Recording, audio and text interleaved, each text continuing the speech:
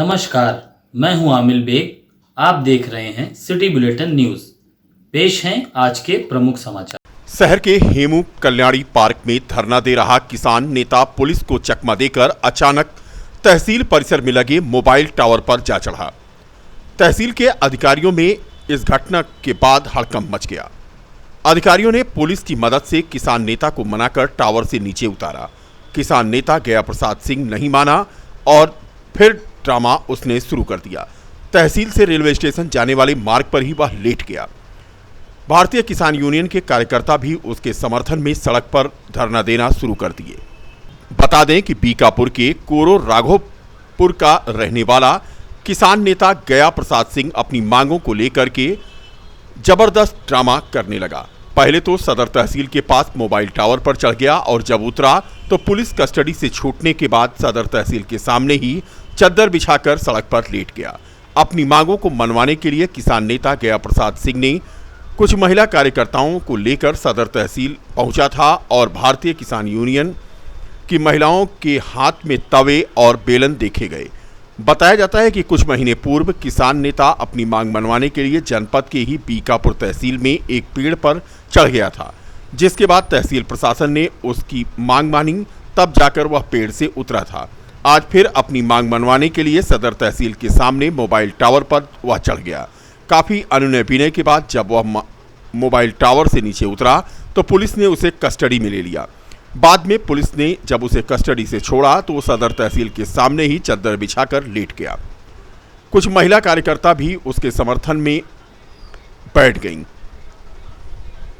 किसान नेता गया प्रसाद सिंह तारुण थाना क्षेत्र के कोरो राघोपुर का रहने वाला है और किसान यूनियन का सक्रिय कार्यकर्ता है। उसका कहना है कि 1992 में जनपद सूखाग्रस्त घोषित हुआ था, जिसके लिए भारतीय किसान यूनियन ने आंदोलन किया था और उसके खिलाफ मुकदमा दर्ज हुआ था, लेकिन एफआईआर में उसका नाम गलत होने के कारण पुलिस ने उसको परेशान किया। उसके बाद कई और मामलों को लेकर ये किसान नेता आए दिन ड्रामा करता रहता है। क्या नाम है आपको? मेरा नाम गया प्रसाद सिंह, सनाब भगवती सिंह, ग्राम कोरो राघोपुर विकासखंड तारुण का मूल निवासी है। थाना हैदरगंज क्षेत्र की मामला है। 1992 में राज्यपाल के आदेशानुसार क्षेत्र सूखा घोषित था। उसमें उसके साथ में 2 महीने तक आंदोलन चला है।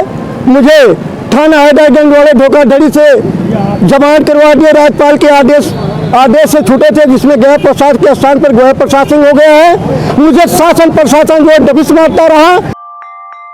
पारा फिर 42 डिग्री पार कर गया। गर्मी से निजात पाने के लिए युवा वर्ग अब राम की पैड़ी पर ज्यादा नजर आ रहा है। यहाँ पर सरजू की बह रही अविरल धारा में नहाते हुए लोग आनंदित होते हैं। बच्चे हों या फिर युवा, सभी पूरे दिन राम की पैड़ी में बह रही सरजू की अविरल धारा में मौज मस्ती करते दिखाई देते हैं। इतना ही नहीं, युवा वर्ग नहाने के साथ साथ सेल्फी के लिए भी उत्साहित नजर आते हैं। बता दें कि उत्तर प्रदेश में योगी सरकार बनने के बाद अयोध्या का स्वरूप बदलने लगा है। इसी क्रम में राम की पैड़ी के दिन भी बहुरे हैं और यह स्थान अब लोगों के लिए मनोरंजन का स्थान बन गया है। चिलचिलाती हुई गर्मी में सबसे ज्यादा लोग नहाने के लिए यहाँ उमड़ते हैं। नहाने के साथ साथ मौज मस्ती भी करते हुए लोग नजर आते हैं। फिलहाल राम की पैड़ी इन दिनों मौज मस्ती करने वाले युवाओं और बच्चों से गुलजार नजर आती है। तस्वीरें आप देख सकते हैं राम की पैड़ी का नजारा, जहां पर पूरे दिन खासी भीड़ नजर आती है। सेल्फी लेते हुए लोग यहां नजर आते हैं और यहां की व्यवस्था देख करके उन्हें यह अंदाजा लगता है कि उनके लिए यह आनंददायक स्थान कितना महत्वपूर्ण है। फिलहाल तापमान बढ़ता जा रहा है और ऐसे में गर्मी से लोग परेशान हैं। उमस भरी गर्मी से निजात पाने के लिए राम की पैड़ी की ओर लोग रुख करते हैं। बगल में ही सरजू नदी बहती है और सरजू नदी में हादसों का भी दौर इन दिनों तेज हो चला है। आज फिर स्नान करते हुए एक युवक सरजू में डूब गया। लाख कोशिशों के बावजूद युवक का शव खबर लिखे जाने तक नहीं मिल पाया। डूबा हुआ युवक का परिवार अयोध्या दर्शन पूजन करने आया था और पुराने पुल के पास वह स्नान कर रहा था कि स्नान करते हुए गहरे पानी में चला गया और लहरों में समा गया। बता दें कि यह हादसा 1 बजे के करीब हुआ। शिवांग शुक्ला पुत्र राकेश शुक्ला अपने परिजनों संग सरजू में स्नान कर रहा था तभी सीवान गहरे पानी में चला गया। युवक की उम्र 23 वर्ष है और ग्राम मेहरूनपुर पोस्ट कोड़रा जनपद बस्ती का रहने वाला है। घटना के बाद जल पुलिस की टीम, एनडीआरएफ की टीम और प्राइवेट गोताखोरों की सहायता से युवक की खोजबीन की जा रही है। हिमाचल प्रदेश के राज्यपाल राजेंद्र विश्वनाथ आर्लेकर शुक्रवार को पत्नी के संग अयोध्या दर्शन करने पहुंचे। सबसे पहले उन्होंने रामलला का दर्शन किया और उसके बाद भगवान राम की आरती उतारने के बाद मंदिर निर्माण के कार्यों की प्रगति को भी समझा। उन्होंने कहा कि जैसे रामलला का मसला सुलझ गया है, वैसे आने वाले समय में काशी और मथुरा का भी मसला सुलझ जाएगा। रामलला के मुख्य अर्चक आचार्य सत्येंद्र दास ने राज्यपाल को रामनामी ओढ़ाई। इसके बाद उनसे रामलला की पूजा करवाई। हनुमानगढ़ी में दर्शन करने पहुंचे राज्यपाल राजेंद्र विश्वनाथ ने परिक्रमा भी की। उन्होंने कहा कि रामलला का दर्शन करके वो अपने आप को धन्य महसूस कर रहे हैं, जिसका वो शब्दों में बयान नहीं कर सकते हैं। उन्होंने कहा कि बहुत दिन से उनकी इच्छा थी कि वे रामलला और हनुमानगढ़ी का आकर दर्शन करें। आज वह फलित हो गई। आस्था रखने वाले पूरे विश्व भर के लोग चाह रहे हैं कि वो एक बार रामलला का दर्शन पूजन अवश्य करें। फिलहाल हिमाचल के राज्यपाल सत्येंद्र विश्वनाथ आर्लेकर शुक्रवार को सपत्नीक अयोध्या दौरे पर थे। इस दौरान उन्होंने हनुमानगढ़ी और रामलला दोनों ही स्थानों पर पूजा पाठ किया। हम यहाँ हनुमानगढ़ी पर दर्शन करने आए हनुमान जी का, और उसके पहले रामलला का दर्शन करके आए हैं और यहाँ अभी आए हैं। इसका मैं वर्णन नहीं कर सकता शब्दों में। बहुत वर्षों से इच्छा थी कि रामलला के और हनुमानगढ़ी पर आकर हनुमान जी के दर्शन करूं। आज वो फलद्रूप हो गई है। पूरे देश भर में अपने इस पर आस्था रखने वाले और पूरे विश्व भर में श्री रामलला के अनुयायी जो हैं, सबको लगता है कि जीवन में एक बार यहाँ आकर उनके दर्शन करें। तो मेरे सौभाग्य ऐसे रहे कि मैं सपत्नी डाबा सिमर के पास हासापुर के रहने वाले स्वर्गीय दीनानाथ यादव के 17 वर्षीय पुत्र मनीष यादव आज शौच के लिए गए थे कि नहर में डूब गए। सूचना मिलने पर मौके पर पहुंचे हासापुर के ग्राम प्रधान मुकेश यादव, पूर्व प्रधान उरौनी प्रसाद पासवान और अजय यादव ने अपने सहयोगियों के साथ डूब रहे किशोर को नहर से बड़ी मशक्कत के बाहर निकाला। अपने निजी वाहन से किशोर को डाबा सेमर स्थित CHC ले गए, जहां पर डॉक्टरों ने उसे जिला चिकित्सालय भेज दिया। जिला चिकित्सालय लाते समय युवक की मौत हो गई। हासापुर के प्रधान मुकेश कुमार यादव का कहना है कि जब किशोर को नहर से बाहर निकाला गया था तो किशोर की सांसें चल रही थीं। CHC मसौदा लाया गया था, लेकिन डॉक्टरों ने किशोर को भर्ती नहीं किया और जिला चिकित्सालय के लिए रेफर कर दिया। अगर ट्रीटमेंट हो जाता तो शायद उसकी जान बच जाती। हमारे गांव हासापुर में एक मनीष यादव नाम का लड़का था, तो नहर में गया था नहाने, तो वहाँ डूब गया था। तो उसको हमारे गांव के लड़कों ने उसकी सांस चल रही थी, लेके आए सीधा पहले वहाँ डाबा सिमर जो PSC हुआ है हॉस्पिटल, जो मुख्यमंत्री द्वारा गोद लिया गया हॉस्पिटल है, लेकिन वहाँ डॉक्टर ने सुना नहीं और फिर वहाँ से हम लोग तुरंत भाग के लेके आए जिला अस्पताल और वहाँ रास्ते में ही लड़का खत्म हो गया। अगर वहाँ शायद डॉक्टर सुन लिए होते तो आज बच जाता लड़का। लड़के का नाम क्या है? मनीष यादव। पिता का नाम क्या है? स्वर्गीय दीनानाथ यादव। कितनी उम्र थी लड़के की? 16-17 साल लड़के थे। परिवार में कितने सदस्य हैं? परिवार में माता जी हैं और एक लड़का, उसका छोटा भाई है, एक बहन है बस। अभी जल्दी उसके पिताजी खत्म हो गए थे। तो मतलब आपका आरोप क्या है? हमारा आरोप ये है कि जो हम लोग वहाँ हॉस्पिटल लेके गए, वहाँ डॉक्टर ने सुना नहीं तो बच्चा बच गया होता है। क्या नाम पता क्या है जी? क्या नाम का है? मुकेश यादव। क्या है आप? प्रधान है हासापुर के। कैंट थाना क्षेत्र के नयापुरवा की रहने वाली नसरीन निसा पत्नी मोहम्मद हयात ने आज SSP से मुलाकात करके न्याय की गुहार लगाई।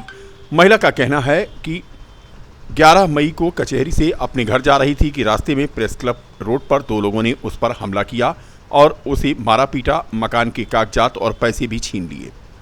लेकिन धमकी मिलने के बाद भी उन्होंने उसे छोड़ा नहीं। वह आप बीती बताने आज SSP के पास आई थी।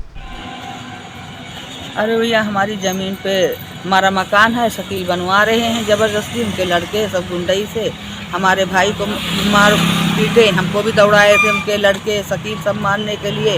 हमें उनसे जान मार से खतरा है, लिहाजा थाना पुलिस वाले कुछ हमारे सुनते नहीं, उसी को सुनते हैं।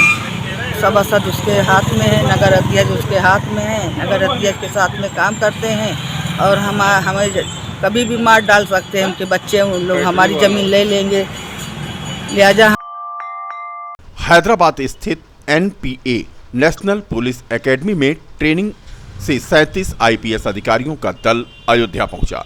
राम जन्मभूमि और हनुमानगढ़ी का दर्शन पूजन करने के बाद उन्होंने राम जन्मभूमि की सुरक्षा की जानकारी भी प्राप्त की, जिसके बाद सभी IPS लखनऊ के लिए रवाना हो गए।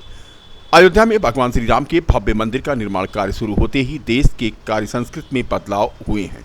देश में सभी शुभ कार्य करने से पहले रामलला का आशीर्वाद लेना चाहते हैं। राजनेता हो या संगठन के लोग एक बार अपने कार्यक्रम की शुरुआत वह अयोध्या से ही करना चाहते हैं। इसी कड़ी में NPA में ट्रेनिंग कर रहे 37 IPS भी अपनी जिम्मेदारी शुरू करने से पहले एजुकेशनल और कल्चरल टूर के तहत अयोध्या पहुंचे। पुलिस ट्रेनिंग के दौरान धार्मिक स्थल और राजनीतिक क्षेत्र में होने वाली सुरक्षा की जानकारी के लिए अयोध्या दौरा उनका रहा और इसमें राम मंदिर की सुरक्षा को लेकर के उन्होंने यहां अध्ययन भी किया। SSP शैलेश कुमार पांडे ने बताया कि NPA के 37 IPS अधिकारी जो ट्रेनिंग कर रहे थे सभी एजुकेशनल और कल्चरल टूर के तहत अयोध्या पहुंचे थे। निरंकार भवन रानोपाली में अपराह्न आज सत्संग का कार्यक्रम संपन्न हुआ, जिसमें संत महात्माओं ने अपने विचार रखे। युग दृष्टिया बाबा हरदेव सिंह महाराज ने 36 वर्षों तक निरंकारी मिशन की बागडोर संभाली और उनका पूरा जीवन मिशन के प्रति समर्पित रहा। उन्हीं की याद में आज समर्पण दिवस के रूप में भारत ही नहीं पूरे विश्व में यह आयोजन किया गया। बाबा हरदेव महाराज ने अपने मिशन में पर्यावरण, वृक्षारोपण, रक्तदान, नारी सशक्तिकरण एवं युवा पीढ़ी की ऊर्जा को नया आयाम दिया था। संतों ने बाबा हरदेव सिंह के विचारों को अपने शब्दों में रखा। अयोध्या ब्रांच के संयोजक डॉक्टर राजीव कुमार तिवारी ने अपने विचार में बाबा हरदेव सिंह के विचारों को रखते हुए सत्संग में शामिल भक्तजनों को बाबा हरदेव सिंह के पद चिन्हों पर चलने तथा मानवता का सेवा और संदेश देने का उपदेश दिया। उन्होंने कहा कि कर्ज चुकाया नहीं जा सकता हरदेव सिंह के एहसानों का। एक को जानो, एक को मानो और एक के हो जाओ। बता दें कि रानोपाली में प्रत्येक सप्ताह को रविवार के दिन सत्संग का आयोजन किया जाता है, जिसमें बड़ी संख्या में भक्तजन शामिल होते हैं। कार्य जन समूह संत महात्मा सदगुरु बाबा हरदेव सिंह महाराज के प्रति अपने समर्पण को व्यक्त करने के लिए पूरे विश्व में एकत्रित होकर के उनकी शिक्षाओं को याद कर रहे हैं और उसके प्रति अपने यहाँ संकल्प दोहरा रहे हैं कि हम आपके बताए हुए सिद्धांतों पे चल कर के इस समाज का भला करने के लिए साथ साथ अपना भी भला, अपने भी मन को निर्मल करते हुए आगे कदम बढ़ाएंगे। संस्था का क्या उद्देश्य है? संस्था